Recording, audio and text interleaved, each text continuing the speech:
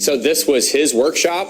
Yes. This was where he'd work on the larger projects. Okay. Where they would work on things that were of grand scale. Check out the bear, Frank. See, oh, yeah. The only thing better than visiting the house on the rock is getting the behind-the-curtain peek of the workshop of the man that created such an amazing masterpiece. You can tell that this was the nucleus. This is the eye of the storm. I mean, this is where it all went down. You got a zoo going on up there. There's a pile of taxidermy animals up on a shelf. This is bizarre. Some of it's beyond repair. There's a lot of religious artifacts. There's some plaster pieces that look like they were imported from Europe. There's a lot of electronics. You got circuit boards, a lot going on here. You can imagine this place is like, I don't know, like Santa's workshop. He had 35 people working for him. Yes. Yes. And this is where we can physically see why they want to sell. So it must be kind of overwhelming when you come over here because, I mean... Oh, yes. Where to start, where to end. We're starting to dig around a little bit. You know, I'm seeing a lot of pieces, a lot of parts, a lot of woodworking tools, but I'm looking for something that's more complete. Here's a mobile horse. This is a mobo.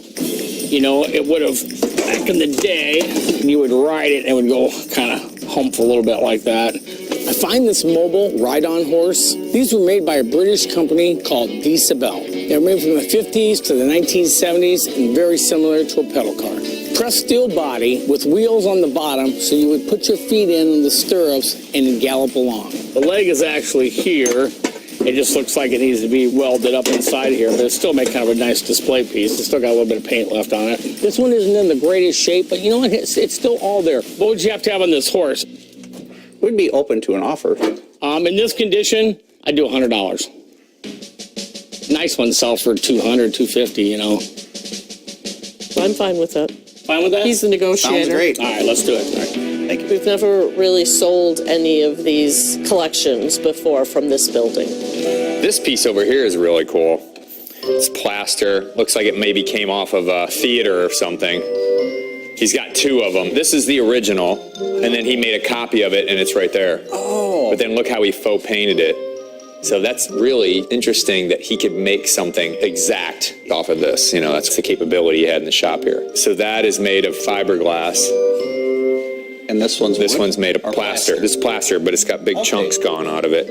But I mean, look at it. It's just, you know, Art Deco. It's a really interesting piece. This is an Art Deco bust that looks like a column that hung on a wall. It was never meant to be structural, just decorative. So that would have been near the ceiling, maybe in a theater or something. Would you sell this one? Yeah, what are you thinking on this? With the damage that's there, probably 300. It's damaged, you know, and the thing is, like, you can fix this. I'm not trying to belittle it or anything. I'm just pointing out that it's chipped and that does affect its value. Do you have any interest in the replica part along with it at all? You know, I didn't even think about that. Yeah, possibly, because even though it's a replica, they could be utilized, you know, to maybe, you know, for each corner of a piece. But the problem with that is you'd want to paint that one to look like this. Okay. You wouldn't want to repaint this to look like that. No. This is the original paint. So okay, so now that you've thrown that out there, what would you have to have for both? I don't know, 400.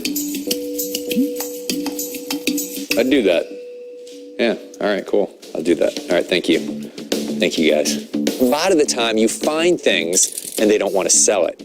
They have a past with it and there's an emotional connection to it, but that's not the case here. The roof is caving in, there's water damage, they're just willing to move on.